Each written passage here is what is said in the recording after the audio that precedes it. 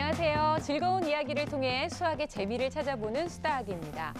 요즘 아이들과 함께 윷놀이, 공기놀이, 또 흙뺏기 같은 전통놀이를 즐기는 부모님들이 많이 늘어나고 있다고 합니다. 이 별것 아닌 것 같아 보이는 이런 전통놀이를 통해서 우리 아이들의 창의력이 높여지고 또 무엇보다 수학적 사고력도 키울 수 있다고 하는데요.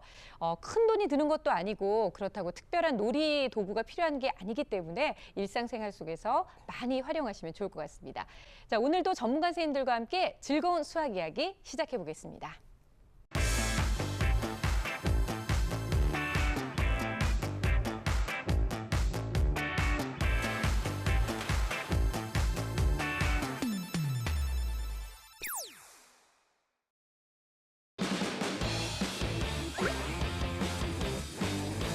한 10번을 말을 해야 한 번은 할까 말까예요.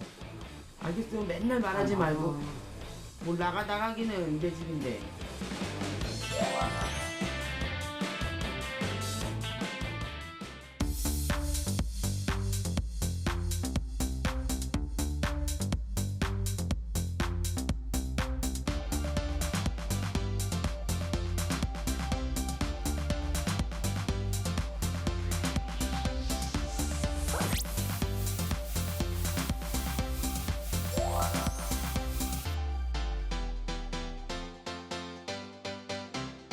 네, 사실 수다 가족 중에서 가장 창의력이 높은 사람 하면 아마 이리 씨가 아닐까 싶어요. 번뜩이는 아이디어로 늘 우리에게 웃음을 주니까요. 기발한 아이디어가 참 많은데 어렸을 적에 어떤 놀이를 하면서 이렇게 창의력을 키웠나요?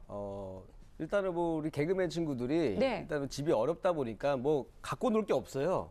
항상 그래서 머릿속으로 상상으로 놉니다. 그렇기 때문에 조금 뭐 머리를 좀 많이 쓰는 것 같고. 아유, 슬퍼지나요? 일생이 너무 안쓰러워서 어떻게 하면 좋을지 모르겠어요. 아니, 우리 민성 선생님 같은 경우는 어렸을 적에 어떤 놀이를 통해서 좀 창의력을 키우신 것 우리 때 같으세요? 많이 갖고 놀았던 게 이만한 종이에 뱀 주사위 놀이라고 있었어요. 기억납니다. 그- 네. 주사위 던져가지고 잘못하면 이제 공산당 만나면 잡혀가기도 하고 뱀 따라서 쭈르륵 내려올 때도 있고요. 추락하기도 하고. 그래서 요 뱀 주사위 놀이 비슷하게 도화지에다가 비슷한 거를 또 자꾸 만들어 보는 거죠. 거기서 이제 스토리보드를 만들어가지고 소풍 갔다가 뭐 그 혼나는 얘기서부터 시작해서 동물원 갔다 사자한테 잡혀먹는 얘기 그래가지고 여러 가지 뱀 주사위 놀이를 바꾼 놀이들을 만들어가지고 친구들끼리 갖고 놀았던 기억이 있어요. 아, 역시 그것도 선생님의 아이디어로 만들어서 예, 제가 막 친구들과 이렇게 함께. 만든 거죠. 이게. 아, 그래서 근데 돈 받고 파시지 그러셨어요, 선생님. 그거 안 사더라고요. 네. 요즘 학교 보면 실과 수업에 십자수나 실뜨기 활동을 많이 하거든요. 근데 네. 이게 보면 우리 어릴 때 많이 했던 놀이인데 다시 교육과정에 적용해서 수업 시간에 하는 이유가 정말 이렇게 조작 활동을 하고 자기가 모양을 만드는 거잖아요. 창의력을 향상시키는데 최고입니다. 그렇군요. 근데 요즘 아이들이요, 실뜨기와 십자수 외에도 이 창의력을 높여주는데 굉장히 도움이 된다고 해서 많이 하고 있는 게 있는데요. 바로 매듭 만들기라고 그래요. 그래서 오늘 저희가 파인드메스에서 매듭 전문가를 만나보려고 합니다. 사실 우리나라 전통 매듭은 뭐 사람들 손끝에서 손끝으로 전해 내려오는 어떤 민속 공예임에도 불구하고 사실 그 안에 수학이 숨겨져 있습니다. 네. 그래서 어떤 패턴이라든지 어떤 일정한 규칙이 있기 때문에 잘 알고 만들다 보면 어떤 창의력이라든지 어떤 문제 해결력까지 기를 수도 있는 거거든요. 그래서 오늘도 유익한 시간이 될 거라고 확신합니다. 아, 네. 우리가 흔히 봤던 뭐 놀이기에서 봤던 그런 매듭들 사이에 과연 정말 어떠한 수학의 원리와 비밀들이 숨겨져 있는지 지금부터 매듭 전문가를 만나보겠습니다.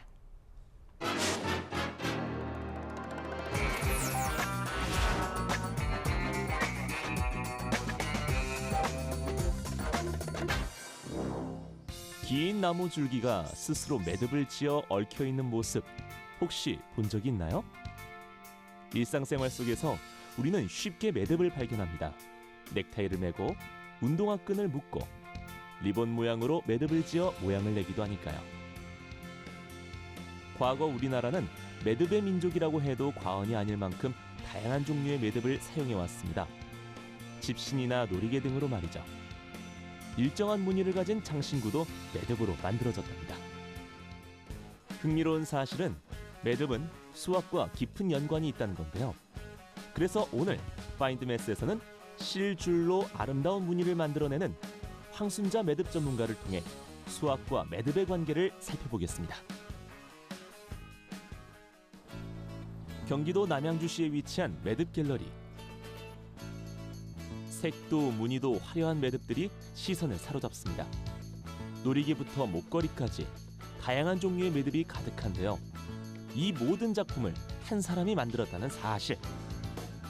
작품의 주인은 바로 43년 동안 전통 매듭을 고수해온 황순자 명인입니다. 국가에서 인정받은 매듭 명인이라는데요. 전통 매듭이 도대체 무엇이길래 이렇게 긴 세월 동안 빠져들 수 있었던 걸까요? 전통 매듭이란 옛날에 공중이나 지체 높은 양반님들이 많이 쓰던 복식, 그다음에 궁중악기, 그리고 심지어 가마, 연 이런 데도 들어있는 게 다 전통 매듭입니다. 그리고 제가 지금 현재는 그 전통 매듭을 밑바탕으로 하여 한국 전통 매듭을 알리는 일을 지금 하고 있습니다. 매듭은 그 종류도 다양하지만 쓰임새도 무궁무진합니다. 특히 요즘에는 전통 매듭의 형식을 그대로 이어오면서도 현대 미적 감각까지 겸비한 작품들을 만들어내고 있는데요. 매듭 작품의 특징은 일정하게 반복되는 패턴을 가진다는 것인데요. 우리가 아는 매듭은 여러 줄을 엮어 작품을 만들지만 명인의 매듭은 조금 다릅니다. 단 한 줄을 사용해 매듭을 만들고 작품에 사용한다는 것인데요. 전통 매듭은 서양 매듭하고 달리 한 줄로서 모든 것을 다 끝내면서 마무리 작업이 굉장히 이쁘게 됩니다. 서양의 매듭은 여러 줄을 사용하는 것이 일반적이지만 동양의 매듭은 한 줄로 만드는 것이 특징. 거기다 완성된 매듭의 앞면과 뒷면이 같은 것도 주목할 점입니다. 전통 매듭은 얽고 죄는 순서가 질서정연해 조금만 틀려도 매듭 모양이 달라지는데요. 매듭을 몇 번 엮을 것이냐에 따라 패턴도 다양하게 만들어집니다. 보이시나요? 이렇게 만들어진 전통 매듭은 연봉 매듭, 도래 매듭, 잠자리 매듭 등으로 구분하여 부르는데요. 여기에 엄청난 수학의 비밀이 숨어 있습니다. 수학자 라이데 마이스터는 매듭을 연구해서 겹치는 횟수가 16번 이하인 170만 1936개의 매듭을 구분해내고 교차점이 3개부터 8개까지인 매듭의 종류를 발견했는데요. 이것을 매듭 이론이라고 합니다. 매듭 이론은 물리학의 양작 이론과 깊은 관련이 있고 DNA 구조를 파악해 암호 시스템을 개발하는 데 매우 중요한 역할을 하고 있습니다. 이 모든 것이 매듭의 특성을 바탕으로 연구된 것들입니다. 물론 매듭 명인이 이런 부분까지 관여하지는 않습니다.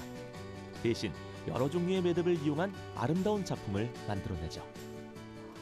종류가 여러 가지가 들어가 있습니다. 아주 많은 매듭이 도래 매듭, 생종 매듭, 기달린 잠자리 매듭, 그 다음에 이걸 석시 매듭이라 그래요. 석시 매듭, 그리고 쭉 내려와서 다시 기달린 가지방석 매듭, 그 다음에 저기는 작품을 만들 때 가장 중요한 것은 수학적 사고력입니다. 매듭 여러 개가 사용되기 때문에 매듭의 모양, 크기, 길이 등을 생각하지 않으면 서로 다른 모양의 매듭이 만들어지기 때문이죠. 완성도라는 게 봤을 때 계산을 정확하게 해서 하지 않으면 이렇게 정확하게 양쪽에 두 개가 똑같이가 나오지를 않아요. 매듭을 만드는 방법들은 보편화되어 있지만 전통 매듭, 특히 큰 작품을 만들 때 정확하게 치수가 기재된 도안은 아직 드문 것이 사실인데요. 그래서 황순자 명인은 전통 매듭을 접하는 사람들이 쉽게 배울 수 있도록 매듭의 기준이 되는 도안을 작성하고 있습니다. 작품마다 사용되는 실의 길이와 두께, 색상, 그리고 매듭의 방법과 그 종류 등을 상세하게 기재하고 있습니다. 언젠가 명인의 노력이 빛을 볼 날이 있겠죠? 전통 매듭의 전수를 위해 노력하는 황순자 명인. 평소 전통 매듭을 배우는 제자들에게 수학의 중요성에 대해 자주 이야기한다는데요. 요 계산적으로 이게 지금 270cm 제가 재단했거든요. 재단해서 이거는 이제 안배를 잘해서 나누기를 잘한 거죠. 결국 잘해서 그래야만이 나중에 이 실이 또 중간에 짧아서 이으려면 얼마나 힘들잖아요. 그리고 또 풀어야 되잖아요. 그거를 방지하는 겁니다. 계산 잘하셔야 됩니다. 네, 계산 잘해야 됩니다. 그렇다면 매듭 명인은 과연 수학을 어떻게 생각할까요? 그동안에 제가 전통 매듭을 하면서 항상 이게 수학을 잘해야 매듭도 잘하겠다 생각을 하고 있었습니다. 왜냐하면 전통 매듭은 굵기, 길이에 비례해서 그 매듭이 몇 개가 들어가는 게 계산이 잘 돼야 되거든요. 한 줄로 시작해 여러 종류의 매듭을 만들고 매듭들이 모여 하나의 무늬를 이루어 결국 아름다운 작품으로 탄생하는 전통 매듭의 미학. 세계로 뻗어나가는 한국의 전통 매듭 속에는 옛 선조들의 지혜가 담겨 있습니다. 매듭의 원리 하나하나를 수학으로 설명하긴 힘들지만 오랜 세월 매듭을 사랑하는 마음으로 일군 그 길은 명인으로 인정받기 충분하지 않을까요? 오늘 파인드 매스에서는 매듭 전문가를 만나보았습니다.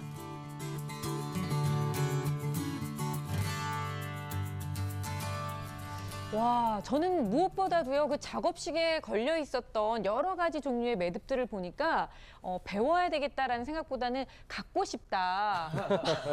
춤 싶다. 아니, 훔치는 건 아니고요. 일단 잠자리 매듭 같은 거 보니까 정말 이름에 걸맞게 너무 그렇게 잘 만들어진 거 이런 게 너무 놀라운 것 같아요. 아, 근데 우리 지승현 아나운서가 정말 최고의 MC인 게 왜요? 또 이 파인드 매스 매듭이잖아요. 의상도 약간 매듭을 메고 오늘 왔어요. 네네 맞습니다. 네네. 제가 준비하고 어떻게든 또 왔습니다. 새로운 매듭을 또 해보려고. 저는 요 옥매듭밖에 못하지만 네, 요거를 또 하고 왔습니다. 역시 좀 사람 볼 줄 아는 것 알죠. 같아요. 네. 근데 이제 영상에서 봤을 때는요, 단순히 이제 우리나라의 매듭뿐만 아니라 수학에서 나오는 매듭에 대한 얘기도 많이 나왔잖아요. 예. 뭐 개수만 해도 아까 몇 개요?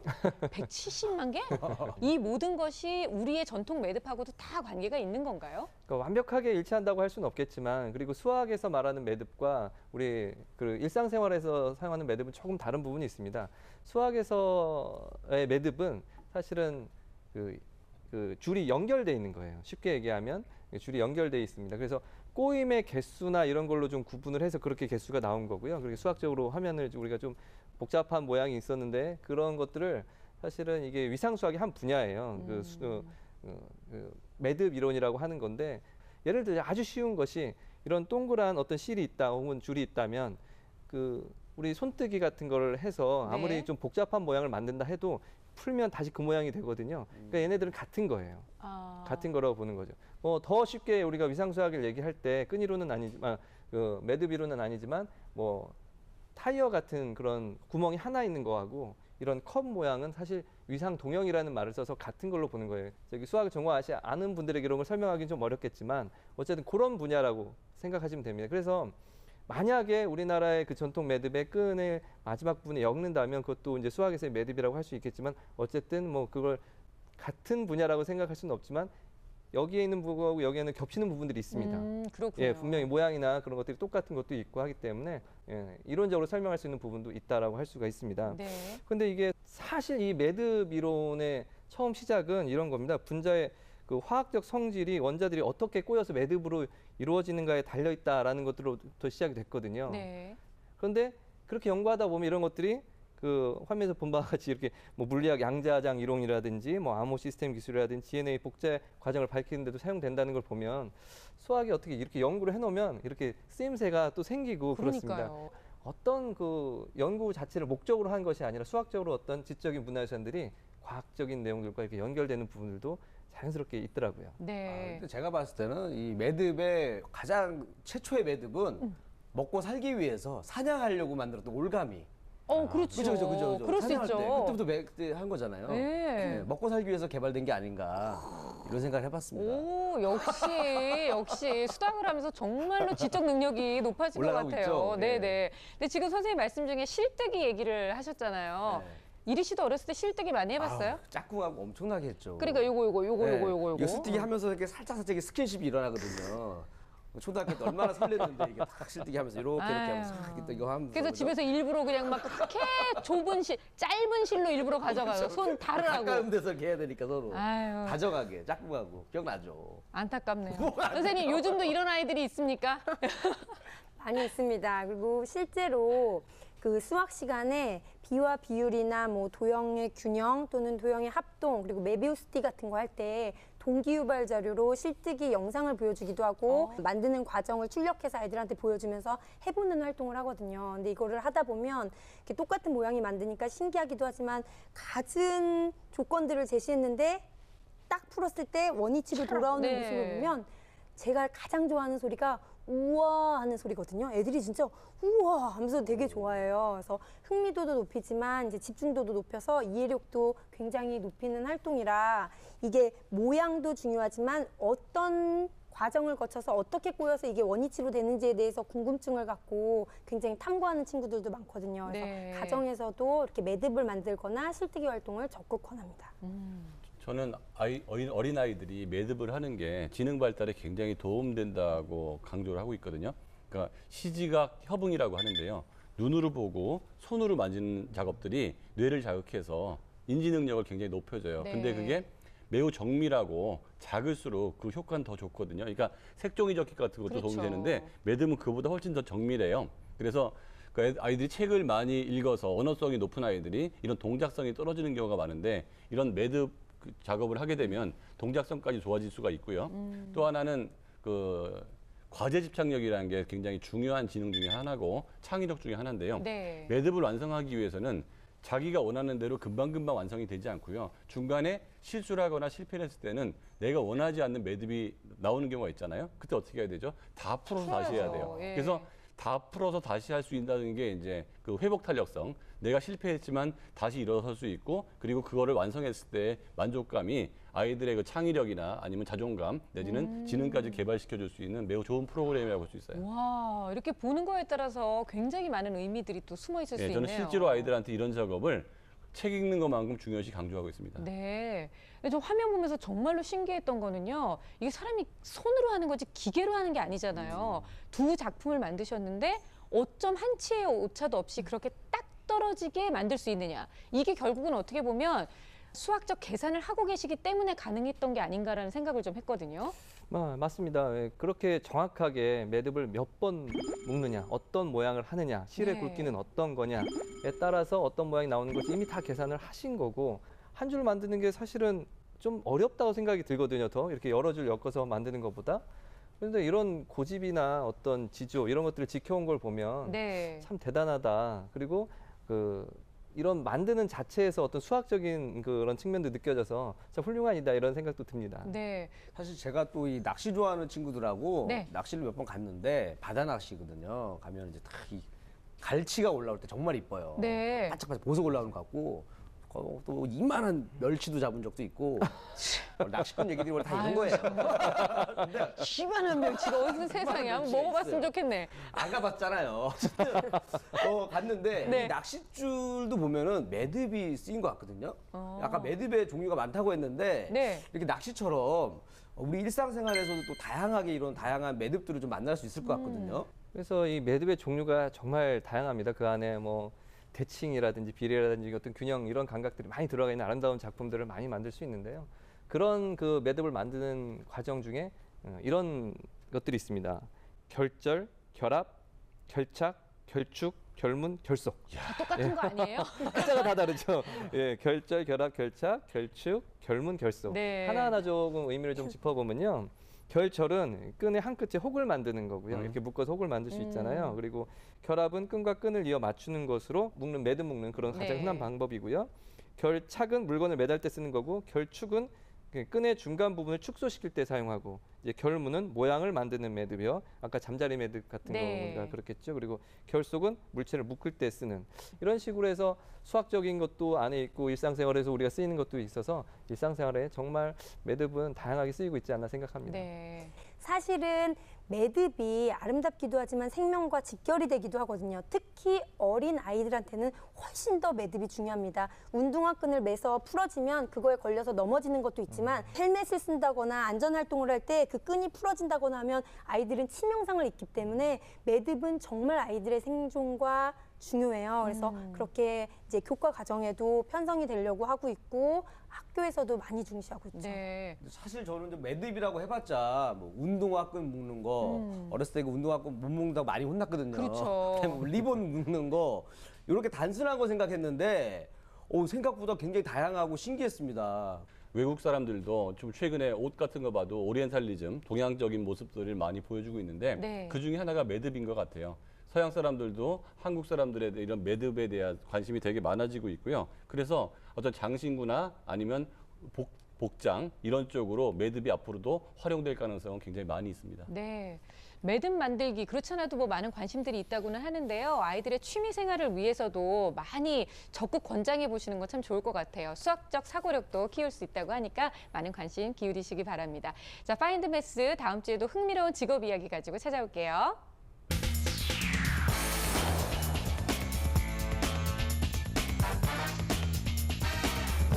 시청자 여러분의 수학 고민을 해결해드리는 클리어 매스입니다. 오늘의 주인공은 초등학교 6학년 남학생과 어머님의 사연이 또 준비되어 있어요. 네. 6학년 정도 되면은 이제 좀 고민될 게 좀 많죠. 많죠. 네, 특히나 이제 한 학년만 지나면 1년만 지나면 중학생이 되니까 네. 가장 큰 걱정이 이제 동네 그 날라리 형하고 같은 중학교 걸릴까봐. 저 형 때문에 내 앞으로 성적이 떨어질까봐. 네네. 그런 걱정을 하지 않을까. 이런 생각이 되네요.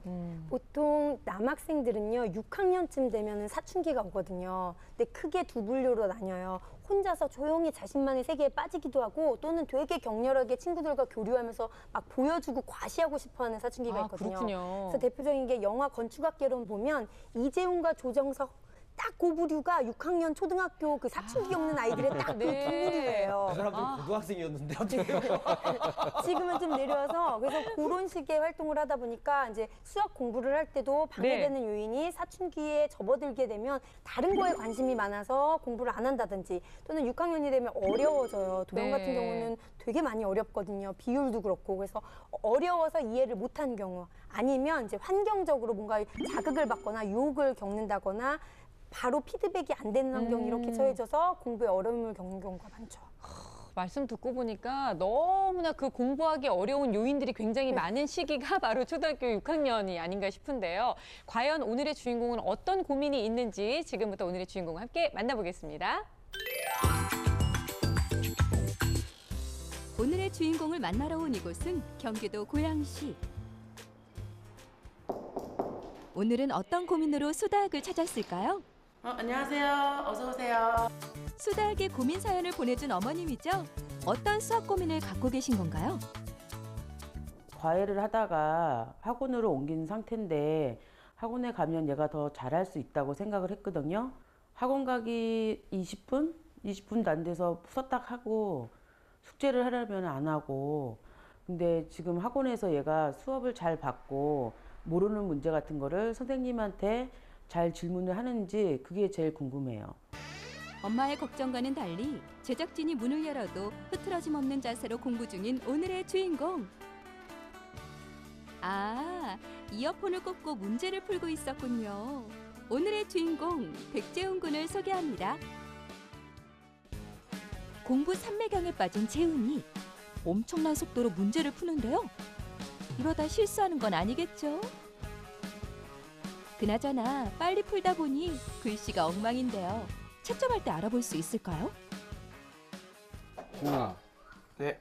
왜 이렇게 수학 문제 빨리 풀어? 저 지금 학원 가기 전 30분 전이라서 바빠요. 아, 벼락치기로 학원 숙제를 하고 있었던 거였군요. 결국 방에서 쫓겨난 제작진. 급하게 숙제를 마무리하고 학원에 가는 재훈이. 엄마의 고민이 이해가 되는데요. 고민 해결을 위해 학원에서 어떻게 공부를 하고 있는지 수업 중인 재훈이의 모습을 관찰해 보기로 했습니다. 중학교 과정과 6학년 과정을 번갈아 공부하고 있는 재훈이. 오늘은 중학교 선행학습을 하는 날인데요. 수업을 잘 받고 있는지 모르겠다는 엄마의 걱정과는 달리 선생님 말씀에 집중하는 재훈이. 수업 태도는 물론 문제도 차근차근 푸는 모습이 집에서와는 180도 다른 것 같죠? 집에서는 혼자 하는 것 같아서 안 했는데 학원을 가면 선생님이 친절하게 가르쳐 주셔서 학원에서 더 잘하는 것 같아요.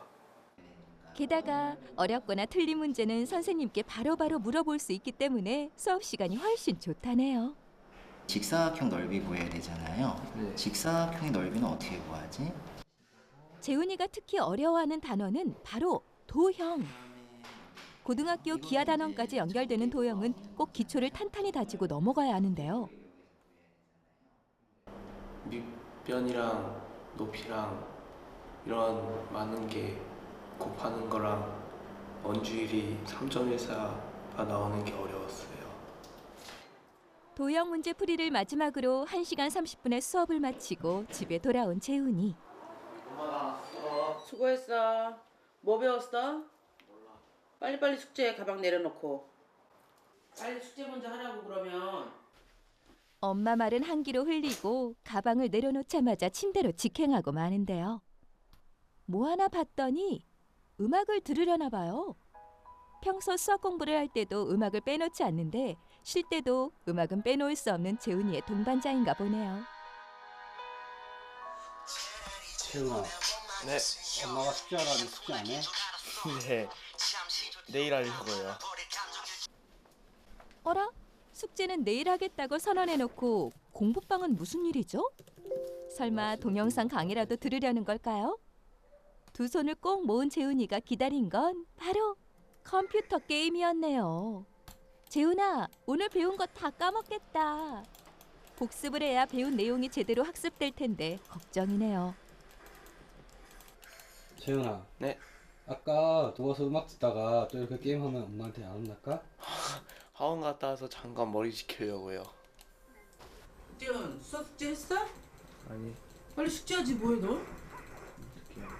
숙제하라고 맨날 학원 가기 전에 하지 말고. 빨리빨리 학원 갔다 오면 숙제 먼저 해야지. 맨날 딴짓거리하고 있으면 어떻게 되는 거야 너? 모르는 거 선생님한테 물어봤어 안 물어봤어? 모르는 건 계속 선생님한테 물어봐야 돼. 알겠어요? 맨날 말하지 말고. 뭘 나가기는 은대 집인데. 문제를 풀다 말고 무언가를 꺼내는데요. 저건 휴대폰이었네요. 그럼 그렇죠. 재훈이가 음악을 빼놓고 공부할 리가 없죠. 다시 공부를 시작하자마자 별표를 치고 마는데 연달아 모르겠다고 넘어가는 재훈이. 오늘 배운 도형 단원이것만 모르겠다고 넘어가고 마네요. 한 10번을 말을 해야 한 번은 할까 말까예요. 그것도 제대로 안 하는 것 같아요. 제가 봤을 때는. 숙제를 당일날 벼락치기로 하고 빼먹는 문제도 많고 닥달해야 그냥 할까 말까 하는 그런 수준이에요. 지금은. 지금 촬영 때문에 제가 그나마 숙제하는 걸 처음 본 것 같아요. 평소에도 오늘처럼만 바로바로 복습했으면 좋겠는데 중학생이 되기 전 수학 실력을 잡아주고 싶은 엄마의 마음을 아는지 모르는지 재훈이는 수학이라는 과목에 대해 어떻게 생각하고 있을까요? 저랑 먼 것 같아요. 왜냐하면 일단은 연산이 어렵고 요번에 들어가는 단원 도형에서 건널비랑 부피가 나오는데 건널비와 부피를 구하려면 식을 대입해야 되는데 식을 어떻게 대입하는지 몰라서 어려운 것 같아요. 재훈이에게는 좀 먼 거리인 수학. 수학과의 거리를 좁히기 위한 좋은 방법이 없을까요? 수다, 도와주세요. 네, 오늘의 주인공 초등학교 6학년 백재훈 군과 어머님을 만나봤습니다. 자, 진짜 질풍노도의 시기가 바로 화면에다 펼쳐졌죠. 공부에서 엄마와의 관계에서 이제 다 보이는데요. 일단은 집에서는 아예 공부를 안 하고 있습니다. 그나마 숙제하는 거를 벼락치기로 하고 있어요. 사실 대부분 시험 공부를 벼락치기 하지 숙제를 벼락치기 하진 않는데 재훈이가 뭐 학교 끝나고 오자마자 침대에서 누웠잖아요. 저는 집에서 그렇게 침대에 눕지 않았습니다. 집에 침대가 없었기 때문에. 오자마자 게임도 안 했습니다. 게임기도 없었잖아요, 없었기 그때는. 때문에. 그래서 하고 싶은 얘기는 부럽다. 재훈아, 이게 좋은 환경이야, 재훈아. 그러니까 너도 열심히 했으면 좋겠어. 그래, 고마운 줄 알고 이 정도면 그래. 살만한 환경이다 그럼, 이렇게 생각하고. 나 때보다 훨씬 좋은 환경이다. 아, 진짜 말 되네요. 네, 우리 그럼요. 때보다 얼마나 좋아요. 공부하고 싶은 거 다 할 수 있고. 선생님들 보시기에는 또 어떠셨는지 일단 뭐 김민지 선생님이 말씀 좀 해주시겠어요? 저는 어머니가 너무 좋았거든요. 굉장히 인간적이고 정말 전형적으로 아들 둘을 두신 어머니의 모습이다. 나가. 뭘 나가긴 나가 내 집인데. 너무 있었고, 예, 되게 인간적이잖아요. 근데 이런 어머니의 성격이 되게 좋은 게 선생님들도 대화할 때 부담이 없고요. 또래 엄마들이 되게 좋아해요. 그래서 그렇다 보니까 어머니께서 자연스럽게 뭐 학원 정보라든가 선생님 정보, 여러 가지 교육 정보를 용이하게 얻을 수 있는 성격이셔서 굉장히 아이에게 도움이 될 수 있습니다. 그래서 또 또래 집단 모집할 때도 굉장히 좋거든요. 그리고 한 가지 더 어머니가 하시는 것 중에 학원으로 바꾼 거는 적절한 선택인 것 같아요. 아, 그래요? 저는 생각이 조금 다른데 아, 그래요? 왜냐하면 학원 수업이라는 게 뭐 5명, 10명 이렇게 수업을 들으면 사실은 모두가 같은 수업을 듣는 것 같지만 선생님은 능동적인 서너 명하고만 수업을 해요. 그렇죠. 그리고 그래도 진도를 맞춰서 다음번에 끌고 나가야 되기 때문에 보완을 해주는데 이건 학교 방과하고 마찬가지라는 거죠. 그래서 좀 능동적으로 이 아이한테 학습 습관을 만들어주기 위해서는 학원보다는 좀 개별 지도가 더 맞지 않나 이런 생각도 듭니다. 이제 와서 그런 말씀하시면 어떡해요? 학원으로 바꿨는데. 그 선생님이 안 맞았을 가능성이 되게 많은 거예요. 아, 재훈이한테는 약간 무섭고 약간 그 카리스마가 있는 네. 선생님이어야지 착한 선생님은 재훈이가 살살살살 딴짓을 해도 네. 통제를 안 하기 때문에 맞지 않는 것 같거든요. 저 같은 선생님은 안 되겠네요. 너무 착해요. 제가 부드러우면 보기에는 안 돼요, 선생님. 생각해 자랑하시네요. 또. 김민진 선생님처럼 강하셔야 돼요. 안 돼! 이러면서. 제 생각에도 학원에서의 수업 태도 그렇게 나빠 보이진 않아요. 그러나 그렇게 또 적극적으로 잘하는 그것도 것처럼 보이지도 아니죠. 않거든요. 예. 그래서 수업 태도, 학습 자세, 학습 어떤 태도 이런 것들을 좀 바꿔줄 필요가 있다고 봅니다. 이게 가장 시급한 과제라고 생각을 하고요. 그러기 위해서는 저도 사실 누군가 옆에서 지속적으로 좀 가르쳐줬으면 네. 옆에서 다 붙어가지고 가르쳐줬으면 하거든요. 어머님은 이렇게 만약에 과외를 하신다 혹은 선생님들이 옆에 계시는 경우라면 구체적으로 이런 부분들이 부족하니까 이런 부분들을 집중적으로 좀 관리해달라 이런 부탁을 하시는 것이 더 적절한 방법 같다고 생각합니다. 네. 이 재훈이가 학원에서 이제 공부하는 모습이 좀 아주 집중은 안 한다고 생각하시는데 지금 보통 초등학교 6학년 남자애들을 보시면 굉장히 모범적인 모습이에요. 아, 저 정도만 저는 늘 해도. 접하잖아요. 굉장히 성실한 자세로 잘 하거든요. 그래서 그렇게 학원에서 그 정도가 이루어진다면 이렇게 큰 문제는 없다고 보고 집 안에서가 조금 문제인 것 같아요. 이제 긴장감이라는 게 없으면 아이가 그냥 계속 그쵸. 자기가 하고 싶은 걸 하니까 그렇다 보니까 이제 두 선생님들 말씀대로 옆에 누군가가 있어주는 거는 집 안에서는 되게 도움이 될 것 같아요. 그래서 꼭 공부를 가르쳐 준다기보다는 얘가 공부에 그렇게 어려움을 겪지 않는다면 책을 읽는다던가 해서 옆에 있어주든가 아니면 친구들을 자꾸 불러서 친구 한 명이라도 같이 있게 해서 누군가 있으면 혼자 있는 것보다는 훨씬 효과가 높거든요. 그래서 네. 그렇게 했으면 좋겠습니다. 진짜 제일 중요한 건 사실 집에 와서의 모습인 거잖아요. 학원에서는 얼마든지 또 선생님이 이끌어 주실 수도 있으니까. 근데 혼자 공부하는 습관이라는 것은 어디서부터 어떻게 좀 시작을 해야 되는 거죠? 우선 이 재훈이한테는 실행 가능한 완벽한 계획표가 필요합니다. 그래서 네. 반드시 꼭 들어가야 될 것은 저녁 식사하기 전에 1시간 정도는 수학 공부를 할 필요가 있어요. 그래서 뭐 월수금, 뭐 화목 이렇게 나눠서 1시간 자기가 할 수 있는 그런 줄 공부를 하고 그다음에 이제 저녁 식사를 한 후에는 독서가 필요해요. 네. 사실 중학교 가기 전에 독서량은 아이의 재산이거든요. 그렇죠. 중학교서부터는 독서할 시간이 없기 때문에 꼭 독서를 1시간 동안 하고 그 다음에 이제 숙제를 하는 거죠. 근데 숙제가 없는 날도 있잖아요. 그때는 이제 뭐 독서했던 것을 정리한다던가 아니면 배웠던 내용을 정리해서 뭔가 앉아서 자기가 끄적끄적하는 그런 연습을 하는 네. 그런 계획표가 필요합니다. 그래서 이런 기본적인 활동이 끝난 다음에 이제 보상으로 자유 시간을 주는데 이때는 어머니께서 터치하시면 안 돼요. 왜 자세가 그래? 뭐 시끄럽잖아. 뭐 그거에 대해서 방해하지 마시고 자유를 주되 이제 뭐 스마트폰이라던가 간식이라던가 그 외에 자극적인 것들은 최대한 좀 노출을 자제하면서 자유를 주시는 게 좋을 것 같아요. 왜 한숨을 쉬세요? 아니, 얘기 들으니까 엄마는 바라보면서도 속이 썩는데 또 참으면서 잘해줘야 되잖아요. 참 엄마 되기가 쉽지가 않은 것 같아요. 재훈이 같은 경우 보면 지렁이가 광야를 자기 마음대로 가는 것 같은 네. 그런 느낌으로 글씨를 못 쓰고 있는데요. 그 글씨를 또박또박 예쁘게 쓰게 하는 것만으로도 이 아이가 학습에 어떤 흥미를 더 느낄 수 있게 하고 자존감이 커지게 될 수 있고 아이의 학습 의욕을 키워줄 수 있습니다. 네. 근데 뭐 이런 얘기도 있잖아요. 뭐 무슨요? 천재는 악필이다. 이런 뭐 그런 얘기도 얘기가 있긴 있죠. 솔직히 그거 뭐 자기만 알아보면 되는 거 아닙니까? 우리 재훈이가 이거 TV 보면서 얼마나 깜짝 놀라겠어요. 저는 이 의견에는 반대예요. 글씨를 반듯반듯 잘 쓰는 아이들이 생각의 정리가 확실히 되는 게 보이는 거라고 저는 생각하거든요. 그 천재가 악필인 이유는 생각이 너무 빨라가지고 생각을 빨리 지금 메모해 놓지 않으면 자기 생각이 날아갈까봐 네. 나만 알아볼 수 있게 막 쓰는 거거든요.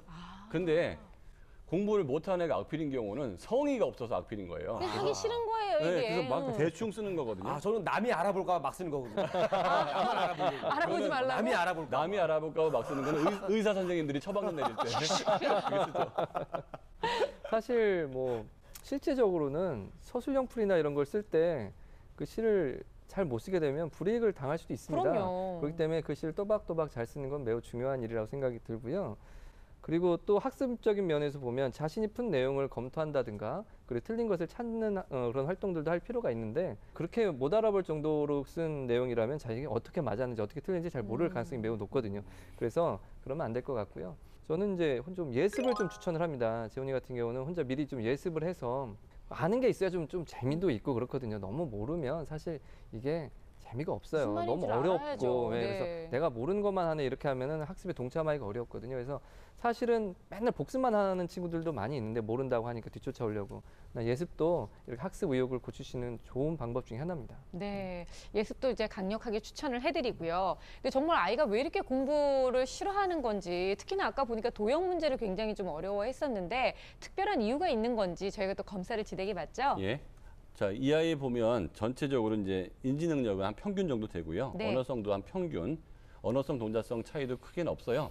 근데 이제 그 약점이 보이는 게 공간 지각력에서 좀 약점이 있고 시각적 집중력에서 약점이 있어서 그 인지 능력상에서 약간 도형이 어려울 가능성이 있다라고 볼 수가 있고요. 그다음에 수학 평가한 걸 보면 현행이 86% 정도로 꽤 잘하고 있고요. 그렇네요. 지난 거는 많이 좀 까먹은 상태고 전체적으로는 뭐 73%니까 중상 정도는 하고 있어요. 그러니까 나쁜 건 아닙니다. 네네. 그래서 5학년 후행을 봤더니 계산력은 좋은데 비슷한 유형의 문제에 오답이 좀 많아요. 그래서 과거에 했던 거에 대한 그 반복을 좀 할 필요가 있을 것 같고요. 근데 6학년은 그래도 개념에 대한 이해는 그 웬만큼 되어 있는 것 같은데 네. 계산력하고 추론력이 부족하고 원주율처럼 실생활에 활용되는 이런 부분이 좀 부족한 것 같이 나와 있습니다. 네, 검사 결과에서도 이제 도형 문제를 좀 어려워할 가능성이 있는 것으로 이제 나오다 보니까 실제로 문제 풀이에서도 그런 게 좀 보이셨는지 궁금했어요. 예. 지난 내용들을 좀 많이 잊고 있다 중할권이라고 좀 볼 수가 있고요. 그런데 틀린 문제 중에 기본 문제들이 좀 다수 있었습니다. 예를 들자면 뭐 약수와 배수를 고르는 그런 것들도 있었는데 그런 것 좀 틀렸고 간단한 도형의 둘레 길이 구하는 것도 못 구했더라고요. 그래서 아무래도 시간이 지나서 다시 복습하지 않았구나라는 생각을 했고요. 현행에서는 또 15개 중에 11개를 맞았습니다. 네. 이런 점은 중상위권이라고 볼 수 있거든요. 그런데 그중에 또 못한 것을 짚어보면 원둘레를 또 구하지 못했습니다. 그리고 정육면체 건널비에 대한 또 이해가 부족한지 그걸 아예 손을 못 댔거든요. 그렇게 해서 이제 현행과 후행 내용 덧붙여 문제집 그 네. 프로 화면에서 본 문제집 풀이에서도 약간의 문제점들이 좀 보였는데요. 기본적인 도형 공식들이 좀 잘 안 되고 있는 것 같더라고요. 그래서 복습 그리고 현행 그런 것들을 꾸준히 하지 않았다. 그러니까 시험 때 대비해서 벼락치기 하고 한 증거들이 좀 곳곳에 드러나고 있네요. 네, 특히나 이제 도형을 풀기 위해서는 공식들을 외워야 되는데 쉽게 익히는 방법은 없을까요? 사실 아이들이 도형에서부터 딱 걸리는 경우가 굉장히 많거든요. 많죠. 그리고 이제 도형하면 공식을 막연히 외우라고 하는데 그러면 또 금방 까먹고 맞아요. 제대로 정확한 이해가 필요한데 그러기 위해서는 먼저 인터넷 강의나 영상이 도형이 제일 재밌어요.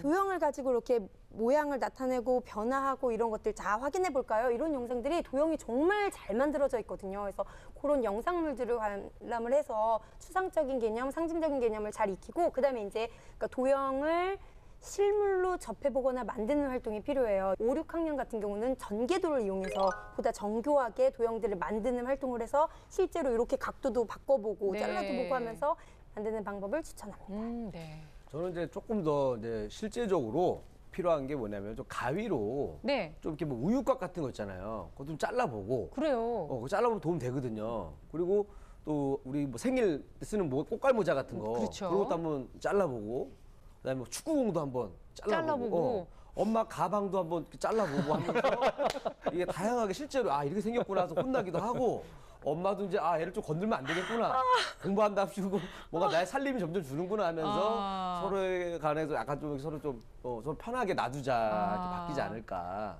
아내가 보니까 어렸을 때 보통 말썽꾸러기가 아니었을 것 같아요. 그래서 창의력이 그렇게 높은가 봐요. 일단은 어머님은 이제 이런 뭐 감정적인 것보다도 중학생 되기 전에 학습 습관을 난 고치고 싶다 이렇게 말씀을 하셨기 때문에 엄마가 좀 해주실 수 있는 역할이 있다면 어떤 게 있는지 알려주세요. 아무래도 이제 단기적인 변화를 이끌어내는 데는 보상만큼 좋은 게 없다고 생각합니다. 단기적인 거죠. 그래서 잔소리 대신 좀 보상을 좀 해주시고요. 어떤 계획이든 완수하는 데 좀 목표를 좀 두는 게 1차적인 목표가 돼야 됩니다. 네. 왜냐하면 그런 꾸준한 학습을 해본 경험이 많지 않을 것 같거든요. 그래서 그런 계획을 세워서 완수해서 하면 음악을 어떤 것을 뭐 듣게 해준다든지 뭐 콘서트를 보내준다든지 네. 다양한 방법을 좀 시도해 보는 것도 좋은 방법이라고 생각합니다. 엄마가 학원 선생님이나 과외 선생님한테 뭐 우리 아이가 하고 있나요?라고 하면 돈 꼬박꼬박 내는데 못 하고 있다고 얘기할 사람 별로 없잖아요. 잘하고 있다고 얘기할 가능성이 있으니까 엄마가 좀 적극적으로 체크하는 게 필요할 것 같은데요. 첫 번째는 선생님의 능력을 체크하는 거예요. 그러니까 여기서 능력이라는 것은 그 사람의 실력이 좋고 안 좋고가 아니에요. 우리 아이를 실력을 좋게 만들 수 있느냐 없느냐의 문제거든요. 그쵸, 그리고 우리 아이하고의 당연하죠. 코드도 잘 맞을 필요가 있는 거기 때문에 선생님과 상담을 통해서 이 아이가 그 선생님한테 가서 공부하고 그 선생님이 정말 좋으면 그 숙제도 잘 하거든요. 근데 숙제를 안 한다는 것은 그냥 형식적으로 갈 가능성이 있다는 거고요. 어머니들이 많은 경우에 이 어머니 경우에도 마찬가지인데 숙제해라, 그거 하지 마라 이렇게 지시를 많이 하거든요. 이건 잔소리예요. 왜냐하면 해라 그러면 아이는 뭐라 그래요? 네 그리고 안 한단 말이에요. 중요한 거는 제가 어머니한테 아이들 관리 좀 잘하라 그러면 잔소리를 많이 하시는데요. 관리는 그렇게 하는 게 아니고요. 네 숙제가 어디까지인지 확인하고 그러면 지금부터 30분 있다가 해서 나한테 보여줘. 여기까지 하면은 조금 귀찮지만 관리를 하는 거고요. 습관이 배이고 나면 그때부터 자기도적으로 가야 될 것 같아요. 네. 오늘 왠지 저는 재훈이 얘기를 보면서 개미와 배짱이 생각이 좀 많이 났어요. 왠지 우리 재훈이가 그냥 지금 한참 놀 수 있는 때에 마음껏 놀고 있는 배짱이 같은 느낌이 들었는데 우리 이제는 좀 개미로 한번 변해보자고요. 자, 우리 재훈이를 개미로 바꿀 수 있는 전문가 선생님들의 결정적 한방 들어보겠습니다.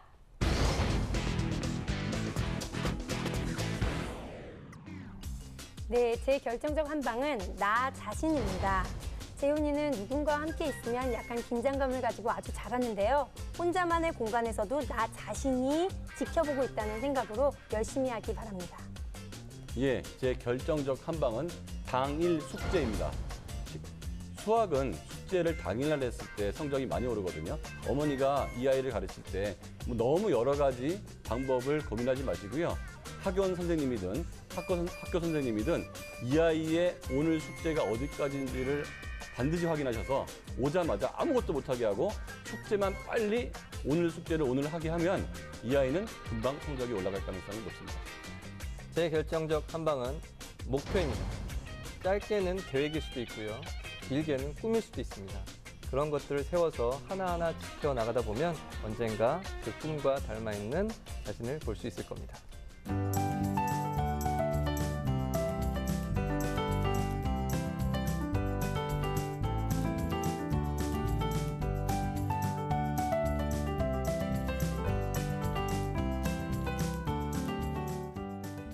네, 우리 이리 씨의 결정적 한방도 들어볼까요?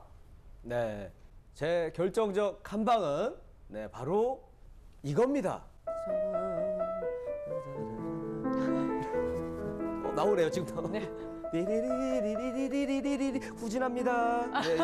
네, 이게 뭐냐면은요. 네. 재훈이가 보니까 공부할 때 이렇게 음악을 들으면서 공부하더라고요. 맞아요. 근데 사실 뭐 가요 같은 거 듣는 것 같은데 이 공부할 때 집중력이 안 좋거든요.